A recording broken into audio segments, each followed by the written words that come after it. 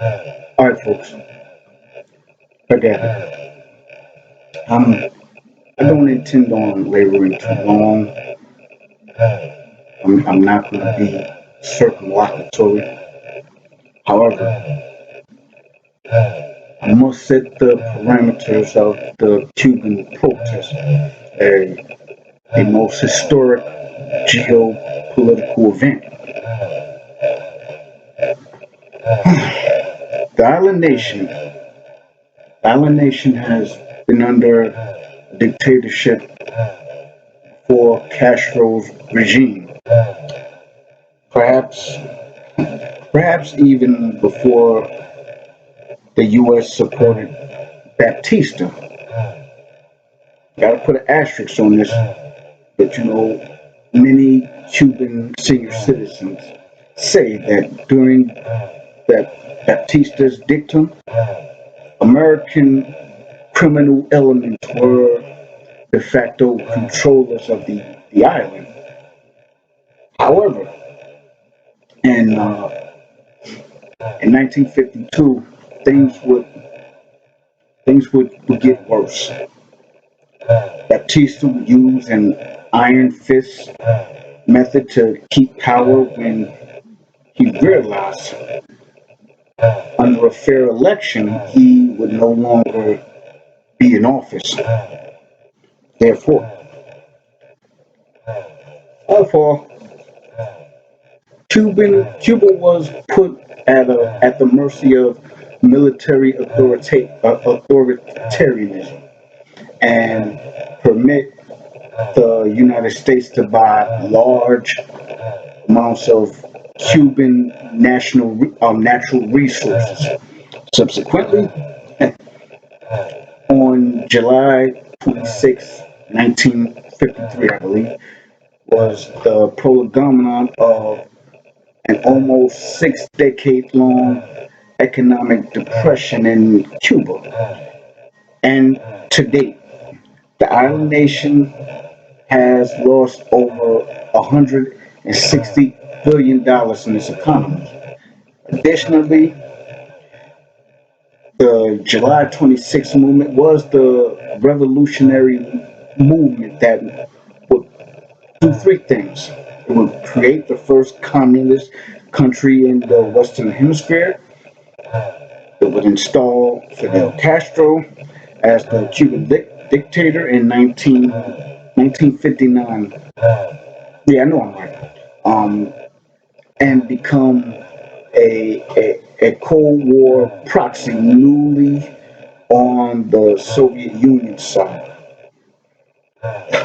Eventually, the revolution overthrew Baptista, however, likened to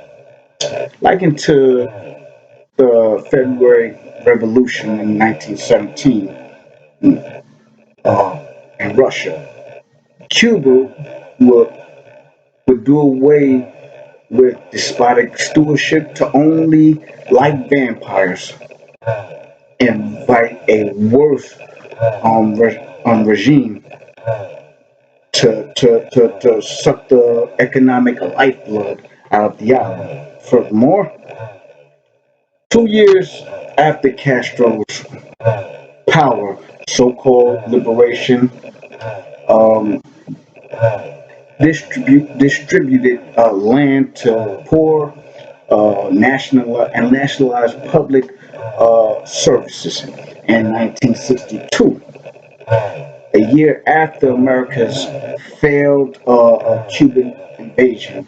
In the Bay of Pigs, JFK placed an embargo on the island without the OAS multilateral approval. Since then, Cuba has been in a state of suspended time. Additionally, university professors make about $60 a month. In addition, in 1980, the Mario boat lift was a mass immigration of Cubans who traveled from Cuba's Mariel Harbor to Floridian harbors in the United States. The Castro regime and supporters would call the people who immigrated, um, they call them bums, criminals, and homosexuals. Additionally, additionally, um, President Jimmy Carter would agree to allow only 3,500 Cuban refugees in the country. However, a lot more found their way in through the port of Miami. 16 years later, Bill Clinton signs the, the Cuban Liberty and Democratic Solidarity Act, which is known as the Helms-Burton Act, which threatens and codifies the U.S. embargo. It comes several weeks after the Cuban military shot down two U.S. Civilian planes over waters off Florida, among other provisions. Uh, the statute penalizes foreign companies that do business with Cuba, provoking some U.S. allies to denounce it as a violation of international law. The law stipulates those sanctions may only be lifted after Fidel Castro and his brother Raul are no longer in office. Cuba, Cuba has moved towards free elections and free press, and it has released political prisoners. The Castro regime uh, has run Cuban politics since goddamn it 1959, and now the torch has the torch has been passed from Raul Castro to Miguel Diaz-Canel, a moderate politician not well known outside of Cuba, albeit he may use softer power than his comrades. He is a well known loyal member of the Cuban Communist Party who has a Marxist predisposition. Albeit, albeit he has made internet use and press freedom an issue.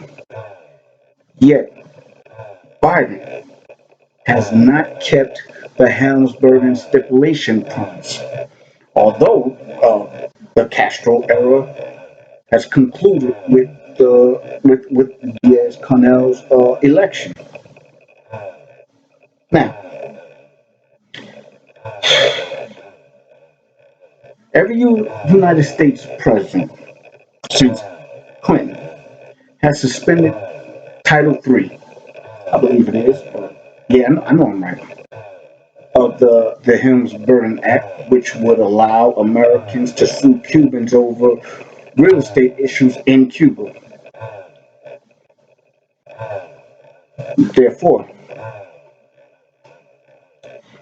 here's where Republicans missed a golden opportunity to strengthen their base. See,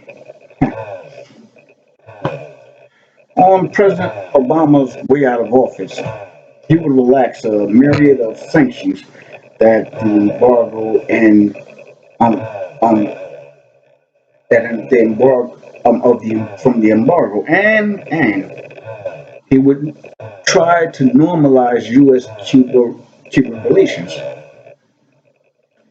When Trump became POTUS, instead of reinstating sanctions, he should have, because that's what he did. He should have made it easier for Cubans to escape the island, since Cuban Americans are mainly conservative.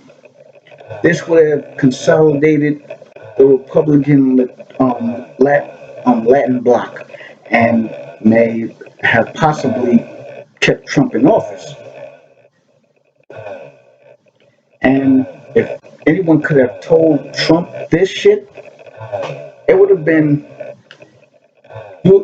his U.S. Secretary of Labor, Rene Alexander Acosta, who was a Cuban American, a Cuban American. However, 3 months after the new president of Cuba announced announcement, he made an announcement, and soon thereafter, Cuban protests um, insofar 1953 would erupt. U.S. President Biden and cabinet member Alejandro Mayorkas, who is a Cuban who was lucky enough to elude Castro's repressive regime, both said Cubans looking to flee Cuba will not be granted entry into this country. Go figure that shit. Honestly, at this point, at this moment, my political antennas went up because Biden and his cabinet is the very same administration that is using the military to clandestinely transport Venezuelan illegal immigrants across U.S. borders. Now, it would not be quixotic to conclude that one group um, is not allowed entry whilst the other um, is illegally being transported in America. Since group one normally becomes right leaning, and group two will normally become left wingers. Therefore, Biden's hypocritical move could be a prudent one. Thus, the question looms. Question huh, how the hell, how the fuck could we as right wingers make a slapstick out of Biden when we are being politically outmaneuvered by a mentally declining, clearly senile buffoon with a phalanx of socialists on his side, the likes of this dizzy fucking skirt AOC, as not only blaming Trump for this protest in Cuba, but also the 1962 embargo. I mean, this shit is crazy. I'm telling you. God damn it. I mean, it is self-evident that the left can become billionaires selling schmucks, unicorns, and flying pigs. And since that's the case, then I hate to ask it, but I'd be remiss not to. What does that make us on the right? That's all I have to say about that. Like, comment, share, subscribe, and goddamn it, hit the notification bell while you're at it. Well, that's all, folks. That's all, folks. But, hey.